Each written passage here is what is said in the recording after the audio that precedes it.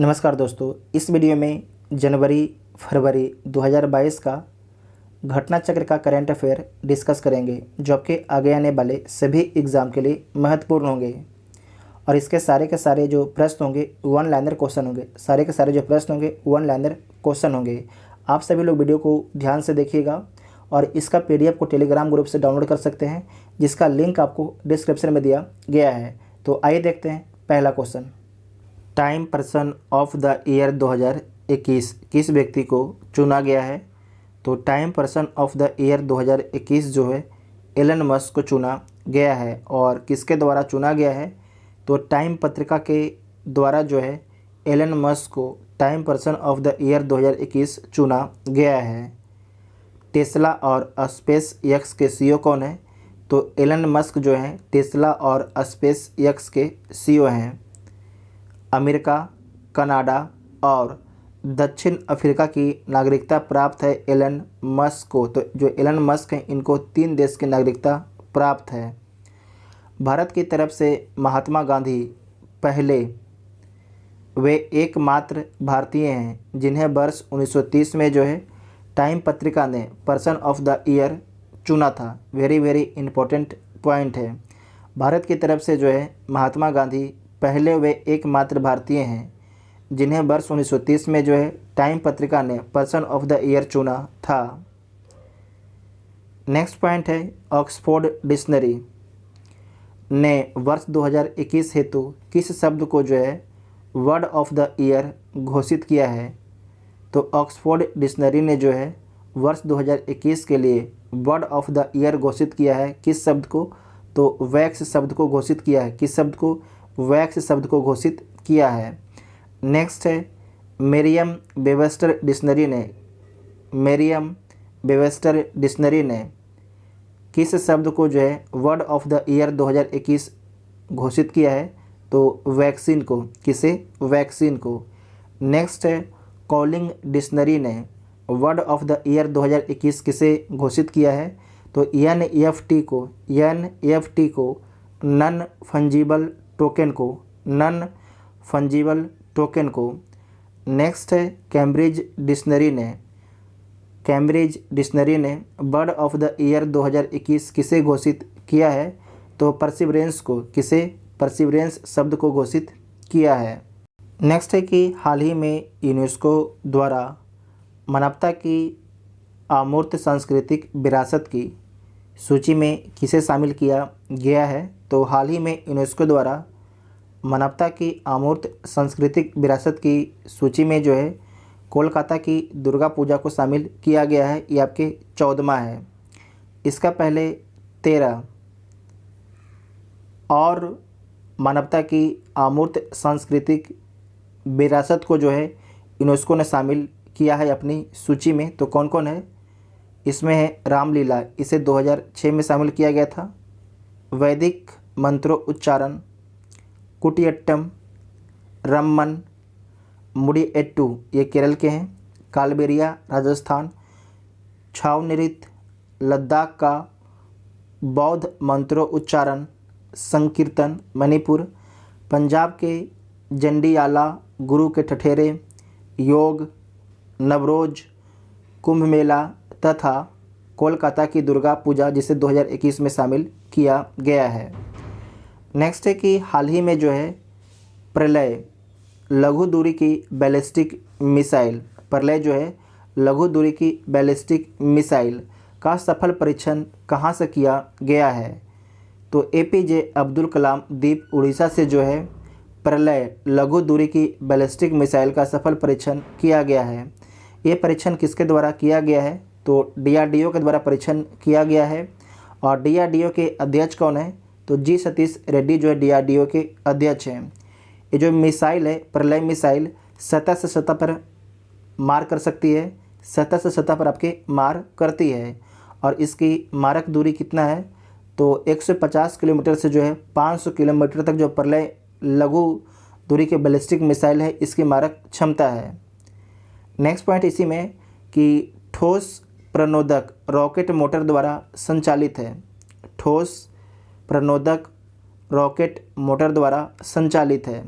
प्रलय मिसाइल किसके समतुल्य है, मतलब जो प्रलय मिसाइल है किसके समान है, तो डांगफेंग 12 ये चीन का मिसाइल है उसके समान है, और 9K-720 इस कादर ये रूस का मिसाइल है इसके समान है।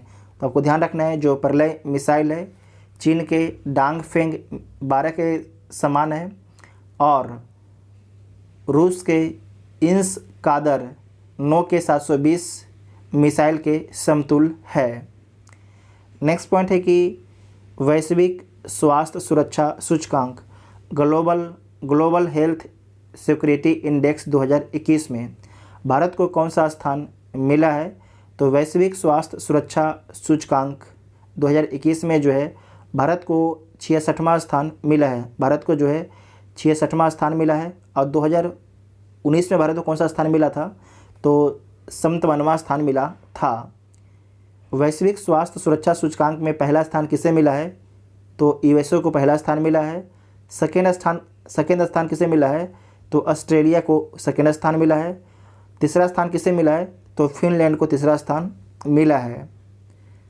भारत का सर्वश्रेष्ठ पर्यटन गांव बेस्ट टूरिस्ट विलेज किसे चुना गया है, तो पोचमपल्ली को चुना गया है। जो पोचमपल्ली गांव है किस राज्य में स्थित है, तो तेलंगाना राज्य में स्थित है। भारत का जो है सर्वश्रेष्ठ पर्यटन गांव किसे चुना गया है, तो पोचमपल्ली को चुना गया है। और कहाँ पर है, तो तेलंगाना राज्य में स्थित है। किसके द्वारा बेस्ट टूरिस्ट विलेज रैंक दिया गया है, तो संयुक्त राष्ट्र विश्व पर्यटन संगठन के द्वारा जो है सर्वश्रेष्ठ पर्यटन गांव का रैंकिंग जारी किया गया है। किसके द्वारा, संयुक्त राष्ट्र विश्व पर्यटन संगठन के द्वारा। नेक्स्ट पॉइंट है कि हाल ही में किस शहर के ऐतिहासिक निजामुद्दीन बस्ती समुदाय के समग्र शहरी पुनरुद्धार की एक परियोजना को जो है यूनेस्को द्वारा पुरस्कृत किया गया है। तो इसमें ध्यान रखना है कि दिल्ली के ऐतिहासिक निजामुद्दीन बस्ती समुदाय के समग्र शहरी पुनरुद्धार की एक परियोजना को जो है यूनेस्को द्वारा पुरस्कृत किया गया है, मतलब सम्मानित किया गया है। नेक्स्ट पॉइंट है कि आईएनएस बेला पनडुब्बी को भारतीय नौसेना में कब शामिल किया गया है, तो आईएनएस बेला पनडुब्बी को जो है भारतीय नौसेना में 25 नवंबर 2021 को शामिल किया गया है। और कहाँ पर शामिल किया गया है, तो नौसैनिक पोतगाह मुंबई में शामिल किया गया है। प्रोजेक्ट 75 ध्यान रखिएगा, प्रोजेक्ट 75 के तहत जो है 6 डीजल इलेक्ट्रिक स्टील्थ पनडुब्बी बनाई जा रही है जो रडार के पहुंच से बचकर निकल सकती है। तो जो प्रोजेक्ट 75 है इसके तहत जो है 6 डीजल इलेक्ट्रिक स्टील्थ पनडुब्बी बनाई जा रही है। और जो ये पनडुब्बी है रडार के पहुंच से बच के निकल सकती है। स्कॉर्पियन श्रेणी की कुल कितनी पनडुब्बी है, तो 6 आपके पनडुब्बी बनाई जा रही है प्रोजेक्ट 75 के तहत। इसमें जो है आईएनएस कलबरी को नौसेना में शामिल कर लिया गया है। और कब शामिल किया गया था, तो दिसंबर 2017 को शामिल किया गया था। आईएनएस खंदेरी इसे जो है 28 सितंबर 2019 को शामिल किया गया है। आईएनएस करंज इसे कब शामिल किया गया है, तो जो आईएनएस करंज है इसे 10 मार्च 2021 को शामिल किया गया है। जबकि जो आईएनएस बेला है इसे कब शामिल किया गया है, तो इसे जो है 25 नवंबर 2021 को शामिल किया गया है। 25 नवंबर 2021 को शामिल किया गया है। उसके बाद है आईएनएस बगीर और आईएनएस बागसीर, इसे अभी नौसेना में शामिल नहीं किया गया है। तो जो 4 है उसे नौसेना में शामिल कर लिया गया है। उसके बाद नेक्स्ट पॉइंट है इसी में कि मुंबई स्थित Mazagon Dock Ship Builders Limited द्वारा जो है फ्रांस के मेजर्स ग्रुप के सहयोग से विकसित किया जा रहा है। ये सारे आपके जो पनडुब्बी हैं। नेक्स्ट पॉइंट है कि स्टिंगरे परिवार से संबंधित एक भारतीय मछली के नाम पर जो है आईएनएस बेला का नाम, जो आईएनएस बेला है उसका नामकरण किया गया है। इसे दोबारा देखिएगा, जो स्टिंगरे परिवार से संबंधित एक भारतीय मछली के नाम पर जो है आईएनएस बेला का नामकरण किया गया है। नेक्स्ट है कि आईएनएस अरिहंत जो है भारत के पहले स्वदेश निर्मित परमाणु पनडुब्बी है जिसे अगस्त 2016 में भारतीय नौसेना में शामिल किया गया था। तो इसमें आपको ध्यान रखना है कि भारत की पहली स्वदेश निर्मित जो परमाणु पनडुब्बी है उसका नाम क्या है, तो INS अरिहंत उसका नाम है। इसे भारतीय नौसेना में अगस्त 2016 में शामिल किया गया था। नेक्स्ट पॉइंट है कि भारत के पास कुल जो है 16 परंपरागत डीजल विद्युत चालित पनडुब्बी है। तो आपसे पूछा जा सकता है कि भारत के पास जो है कुल कितने परंपरागत डीजल विद्युत चालित पनडुब्बी है, तो 16 है। और परमाणु चालित कितने हैं, तो एक है जिसका नाम है INS अरिहंत। नेक्स्ट पॉइंट है राष्ट्रीय बहुआयामी गरीबी सूचकांक में किस राज्य को पहला स्थान मिला है। तो राष्ट्रीय बहुआयामी गरीबी सूचकांक में जो है पहला स्थान बिहार को मिला है, दूसरा स्थान झारखंड को, तीसरा उत्तर प्रदेश, चौथा मध्य प्रदेश, पाँचवा मेघालय को मिला है। नेक्स्ट पॉइंट है कि राष्ट्रीय बहुआयामी गरीबी सूचकांक में जो है सबसे कम गरीबी कहाँ पर है, तो सबसे कम गरीबी आपके केरल में है और सबसे अधिक गरीबी कहाँ पर है, तो बिहार में है राज्यों में। अगर आपसे पूछा जाता है कि राष्ट्रीय बहुआयामी गरीबी सूचकांक में केंद्र शासित प्रदेश में सबसे अधिक गरीबी कहाँ पर है, तो दादरा एवं नगर हवेली में है, दादरा एवं नगर हवेली में है। और सबसे कम गरीबी जो है राष्ट्रीय बहुआयामी गरीबी सूचकांक में कहाँ पर है, तो पुडुचेरी में है। तो सबसे अधिक जो गरीबी कहाँ पर है, तो सबसे अधिक जो गरीबी है दादरा एवं नगर हवेली में है केंद्र शासित प्रदेश में, और सबसे कम गरीबी कहाँ पर है, तो पुडुचेरी में। कहाँ पर है, पुडुचेरी में है। नेक्स्ट पॉइंट है कि संयुक्त राष्ट्र विकास कार्यक्रम द्वारा जो है अपने मानव विकास रिपोर्ट ह्यूमन डेवलपमेंट रिपोर्ट में जो है बहुआयामी गरीबी सूचकांक को वर्ष 2010 से ही शामिल किया जाता रहा है। भारत में बहुआयामी गरीबी सूचकांक के इम्प्लीमेंट हेतु नोडल मंत्रालय कौन है, तो नीति आयोग है। कौन है, नीति आयोग है। इतना आपको ध्यान में रखना है। नेक्स्ट है कि हाल ही में जो है INS विशाखापट्टनम पोत को जो है भारतीय नौसेना में कब और कहां शामिल किया गया है, तो 21 नवंबर 2021 को जो है नौसैनिक पोतगाह मुंबई में शामिल किया गया है। कब शामिल किया गया है, 21 नवंबर 2021 को जो है नौसैनिक पोतगाह मुंबई में शामिल किया गया है। प्रोजेक्ट 15B के बारे में समझिए। तो प्रोजेक्ट 15B के तहत जो है 4 निर्देशित मिसाइल विध्वंसक पोतों का निर्माण किया जा रहा है। कितने, प्रोजेक्ट 15B के तहत जो है 4 निर्देशित मिसाइल विध्वंसक पोतों का निर्माण किया जा रहा है, जिसका नाम इस प्रकार से है INS Visakhapatnam, INS Mormugao, INS Imphal, INS Surat. Next point है कि निर्मित मुंबई स्थित Mazagon Dock Ship Builders Limited के द्वारा जो है किया जा रहा है। जो ये चारों आपके निर्देशित मिसाइल विध्वंसक पोत है, इसका निर्माण कहाँ पर किया जा रहा है, तो मुंबई स्थित Mazagon Dock Ship Builders Limited के द्वारा किया जा रहा है। नेक्स्ट पॉइंट है कि नौसेना द्वारा डिज़ाइन तैयार किया गया है। जो नौसेना है इसके द्वारा इसका डिज़ाइन तैयार किया गया है और लगभग 75% स्वदेशी उपकरणों द्वारा निर्मित है। लगभग जो है 75% स्वदेशी उपकरणों द्वारा निर्मित है और इसकी स्पीड कितना है, तो 30 नॉट से अधिक इसकी स्पीड है। प्रोजेक्ट 15A, इसका पहले तो प्रोजेक्ट 15B के बारे में हम लोगों ने देखा। अब देखिए प्रोजेक्ट 15A के बारे में। इसमें क्या है, तो कोलकाता श्रेणी के विध्वंसक पोत बनाए जाने थे, जिसका नाम क्या है, तो INS कोलकाता, INS कोचिंग तथा INS चेन्नई का निर्माण किया गया है।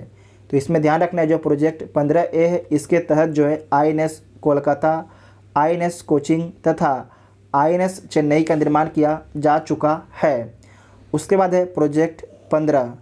प्रोजेक्ट 15 में जो है दिल्ली श्रेणी के पोत बनाए गए हैं, जिसमें INS Delhi, INS Mysore, INS Mumbai पोत का निर्माण किया गया है। तो आप यहाँ पर क्रम समझिए। तो सबसे पहले प्रोजेक्ट 15 बनाया गया, उसके बाद प्रोजेक्ट 15A बनाया गया और सबसे लास्ट में जो है प्रोजेक्ट 15B को बनाया जा रहा है।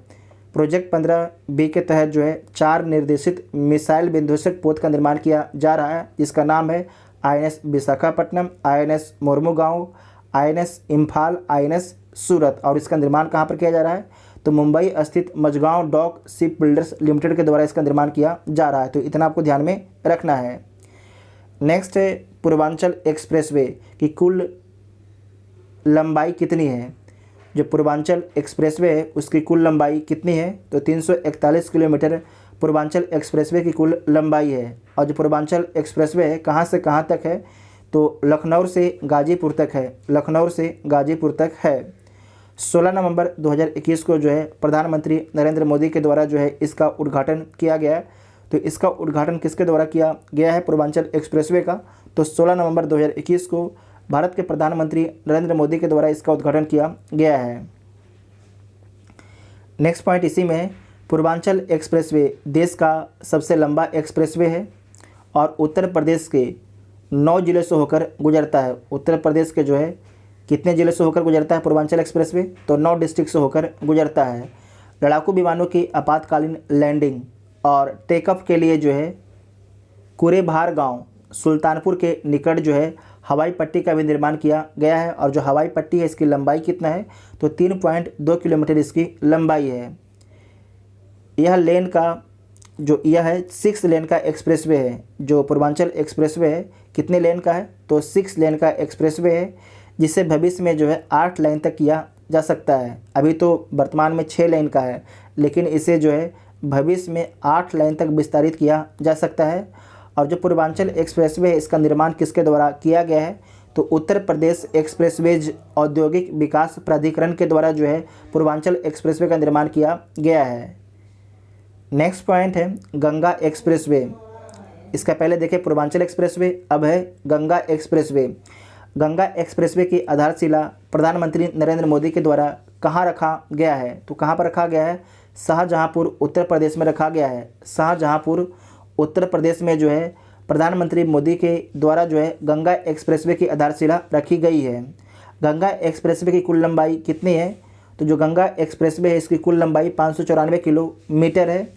और जो एक्सप्रेसवे है 6 लेन का है, जिसे भविष्य में 8 लेन तक बढ़ाया जा सकता है। नेक्स्ट पॉइंट है कि एक्सप्रेसवे मेरठ जिले की बिजौली गांव NH 334 से प्रारंभ होकर जो है प्रयागराज जिले के जुड़ापुर डांडू गांव पर आपके समाप्त होगा। और इसका निर्माण किसके द्वारा किया जा रहा है? तो उत्तर प्रदेश एक्सप्रेसवेज औद्योगिक विकास प्राधिकरण के द्वारा जो है गंगा एक्सप्रेसवे का निर्माण किया जा रहा है। यह एक्सप्रेसवे जो है उत्तर प्रदेश के 12 जिलों से गुजरेगा। और जो आपके पूर्वांचल एक्सप्रेसवे था कितने डिस्ट्रिक्ट से होकर गुजर रहा था? तो 9 डिस्ट्रिक्ट से, जबकि जो गंगा एक्सप्रेसवे है वो आपके उत्तर प्रदेश के 12 डिस्ट्रिक्ट से होकर गुजरेगा। नेक्स्ट है कि शाहजहाँ में जो गंगा एक्सप्रेसवे है उस पर 3 किलोमीटर लंबी हवाई पट्टी का निर्माण किया जाएगा। नेक्स्ट पॉइंट है गंगा एक्सप्रेसवे परियोजना की कुल अनुमानित लागत जो है कितना है? तो कुल जो अनुमानित लागत है 36,200 करोड़ रुपया है। 36,200 करोड़ रुपया है। इसमें भूमि जो खरीदने में लागत लगा है उसके सहित कितना? 36,200 करोड़ रुपये इसकी लागत है। पूर्ण रूप से निर्मित होने के पश्चात जो है गंगा एक्सप्रेसवे उत्तर प्रदेश का सबसे लंबा एक्सप्रेसवे बन जाएगा। अभी कौन है? तो अभी पूर्वांचल एक्सप्रेसवे जो है उत्तर प्रदेश का सबसे लंबा एक्सप्रेसवे है। जब गंगा एक्सप्रेसवे बन जाएगा तो सबसे जो लंबा एक्सप्रेसवे कौन कहलाएगा उत्तर प्रदेश का? तो गंगा एक्सप्रेसवे कहलाएगा। नेक्स्ट है कि जलवायु परिवर्तन प्रदर्शन सूचकांक 2022 में भारत को कौन सा स्थान मिला है? तो जलवायु परिवर्तन प्रदर्शन सूचकांक 2022 में भारत को 10वां स्थान मिला है। भारत को जो है 10वां स्थान मिला है। पहला स्थान, दूसरा स्थान, तीसरा स्थान किसी को भी नहीं मिला है। और चौथा स्थान किसे मिला है? तो डेनमार्क को चौथा स्थान मिला है। 5वां स्थान स्वीडन को मिला है। 6ठा स्थान जो है कजाकिस्तान को मिला है। जलवायु परिवर्तन प्रदर्शन सूचकांक किसके द्वारा जारी किया जाता है? तो न्यू क्लाइमेट इंस्टीट्यूट जर्मन बाच क्लाइमेट एक्शन नेटवर्क के द्वारा जारी किया जाता है। जलवायु परिवर्तन प्रदर्शन सूचकांक किसके द्वारा? न्यू क्लाइमेट इंस्टीट्यूट, जर्मन बाच, क्लाइमेट एक्शन नेटवर्क के द्वारा जारी किया जाता है। नेक्स्ट है वैश्विक भूखमरी सूचकांक 2021 में। वैश्विक भूखमरी सूचकांक 2021 में जो है भारत को कौन सा स्थान मिला है? तो वैश्विक भूखमरी सूचकांक 2021 में भारत को 101वां स्थान मिला है। भारत को जो है 101वां स्थान मिला है और कितना स्कोर दिया गया है? तो 27.5 स्कोर दिया गया है जो सीरियस कैटेगरी में आता है। वैश्विक भूखमरी सूचकांक जो है 4 संकेतक के आधार पर जारी किया जाता है। तो 4 संकेतक कौन कौन है? पहला है अल्प पोषण, अंडर नरिशमेंट। पहला है अल्प पोषण, अंडर नरिशमेंट। दूसरा है बाल दुबलापन, चाइल्ड बेस्टिंग। तीसरा है बाल ठिंगनापन, चाइल्ड स्टेंटिंग। चौथा है बाल मृत्यु दर, चाइल्ड मोर्टालिटी। अंतिम स्थान किसे दिया गया है? तो इसमें जो है अंतिम स्थान सोमालिया को दिया गया है। वैश्विक भूखमरी सूचकांक में जो है अंतिम स्थान सोमालिया को दिया गया है। नेक्स्ट है कि वैश्विक खाद्य सुरक्षा सूचकांक 2021 में भारत को कौन सा स्थान मिला है? तो वैश्विक खाद्य सुरक्षा सूचकांक 2021 में जो है भारत को 71वां स्थान दिया गया है। और अंतिम स्थान किस देश को दिया गया है? तो अंतिम स्थान जो है बुरुंडी को दिया गया है वैश्विक खाद्य सुरक्षा सूचकांक 2021 में। नेक्स्ट पॉइंट है विश्व का नवीनतम गणराज्य कौन बना है? तो विश्व का जो नवीनतम गणराज्य बना है बारबाडोस बना है। कौन बना है? बारबाडोस बना है। और बारबाडोस के पहले राष्ट्रपति कौन बने हैं? तो सेंड्रा मेसन बने हैं। कौन बने हैं? सेंड्रा मेसन जो है बारबाडोस के पहले राष्ट्रपति बने हैं। बारबाडोस राष्ट्रमंडल देशों का जो सदस्य आपके बना रहेगा। जो राष्ट्रमंडल है इसकी स्थापना कब किया गया था? जो राष्ट्रमंडल है इसकी स्थापना 1949 में किया गया था। और इसमें कितने मेंबर हैं? तो 54 मेंबर हैं। और इसका मुख्यालय कहाँ पर है? लंदन, यूनाइटेड किंगडम में इसका मुख्यालय है। भारत भी जो है राष्ट्रमंडल का सदस्य है। नेक्स्ट है विश्व प्रतिभा रैंकिंग 2021, वर्ल्ड टैलेंट रैंकिंग 2021 में भारत को कौन सा स्थान मिला है? तो भारत को 56वां स्थान मिला है 64 देशों के रैंकिंग में। भारत को जो है 56वां स्थान दिया गया है 64 देशों की रैंकिंग में।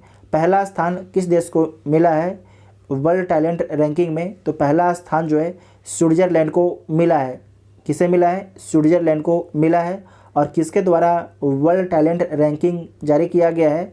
तो international institute for management development के द्वारा जारी किया गया है। International institute for management development के द्वारा जारी किया गया है। फोर्ब्स पत्रिका द्वारा जारी विश्व की 100 सबसे शक्तिशाली महिलाओं की सूची में पहला स्थान किसे मिला है? तो मैकेंजी स्कॉट को पहला स्थान मिला है। जो मैकेंजी स्कॉट हैं जेफ बेजोस की पूर्व पत्नी है। और इन्हें किस क्षेत्र में दिया गया है? तो लोकोपकार में इनको दिया गया है पहला स्थान।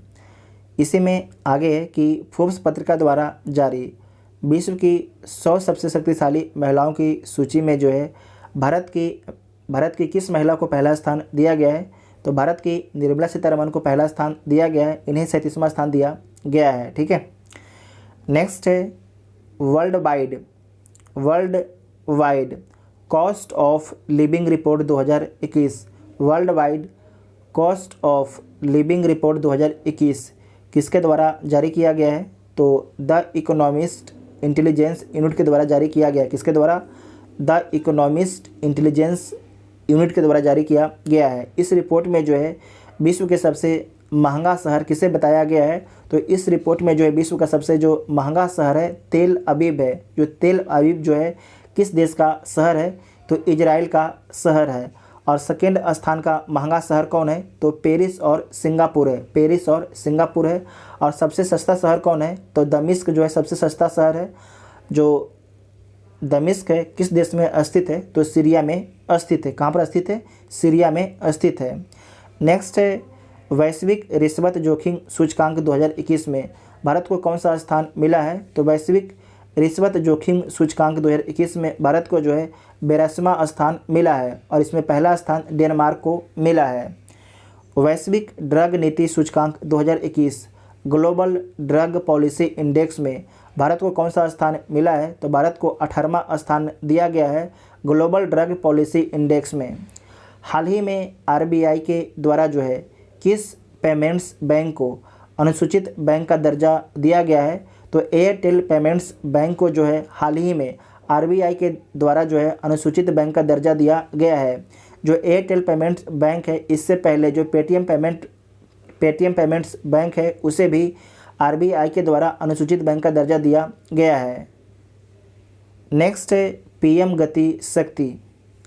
पीएम गति शक्ति राष्ट्रीय मास्टर प्लान के बारे में समझिए।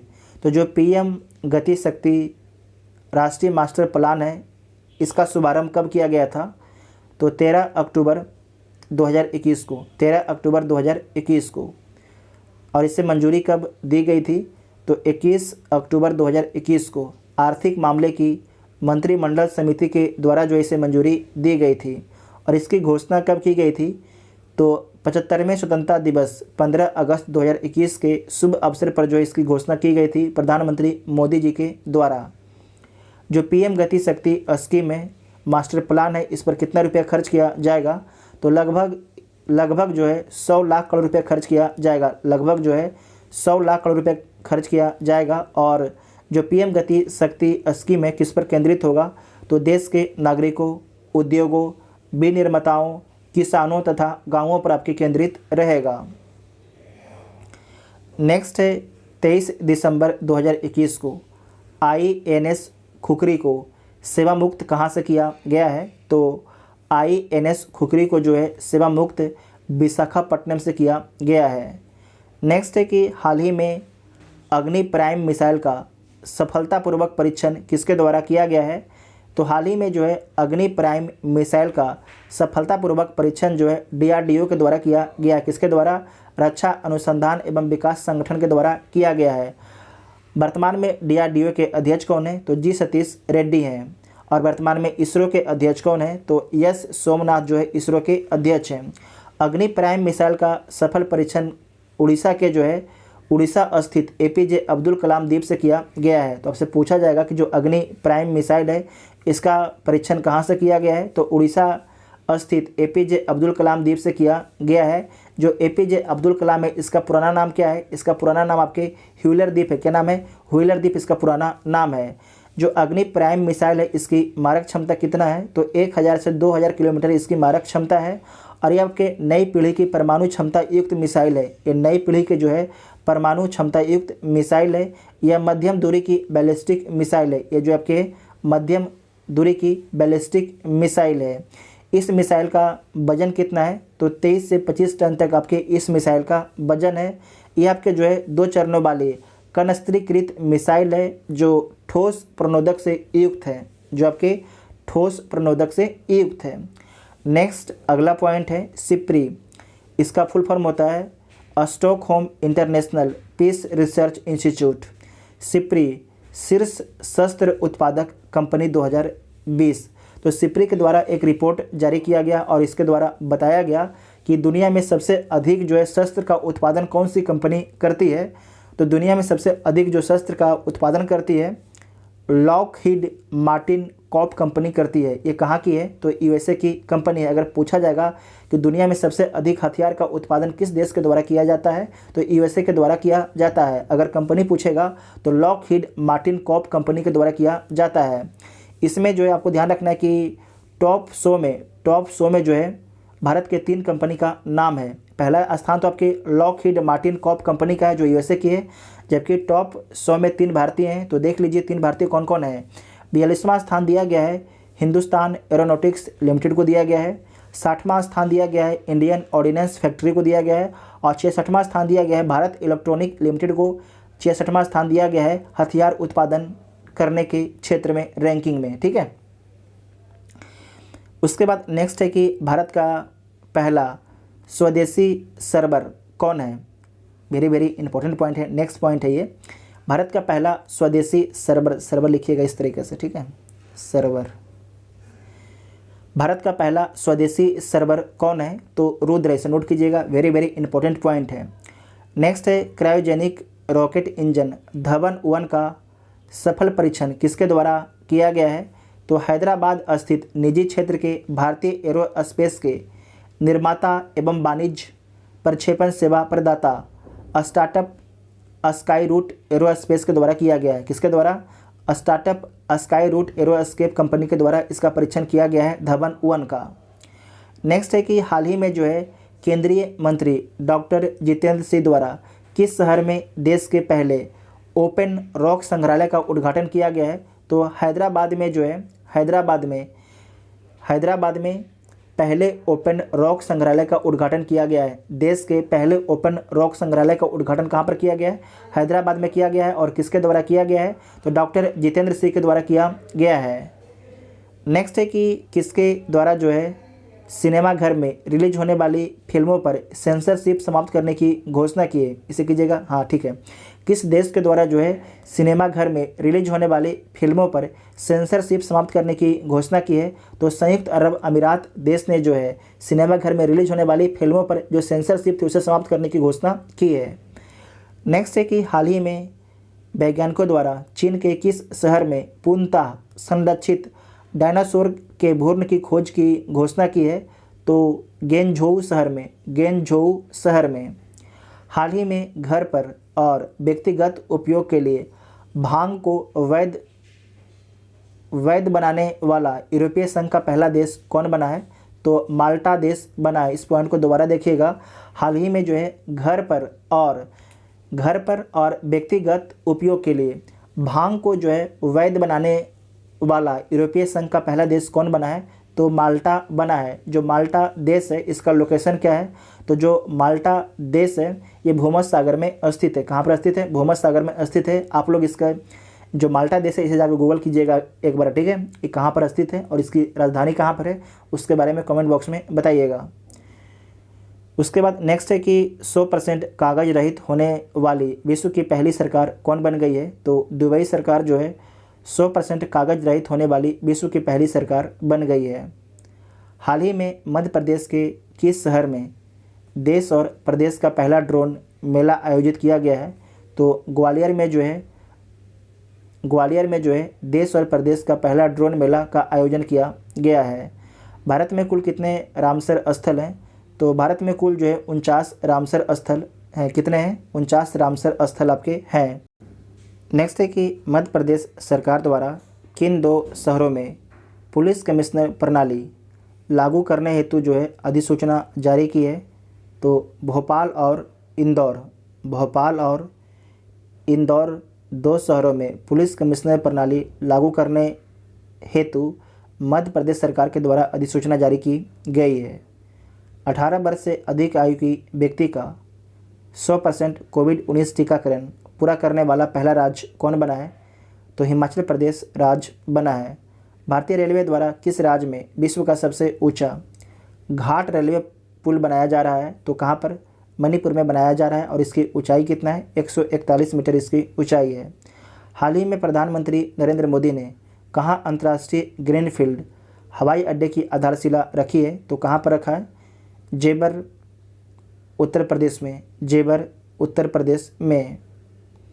देवी अन्नपूर्णा की मूर्ति को औपचारिक रूप से भारत सरकार को किस देश की सरकार से मिला है? तो कनाडा की सरकार से मिला है। या किस देश की सरकार ने सौंपा है? तो कनाडा की सरकार ने भारत की सरकार को सौंपा है देवी अन्नपूर्णा की मूर्ति को।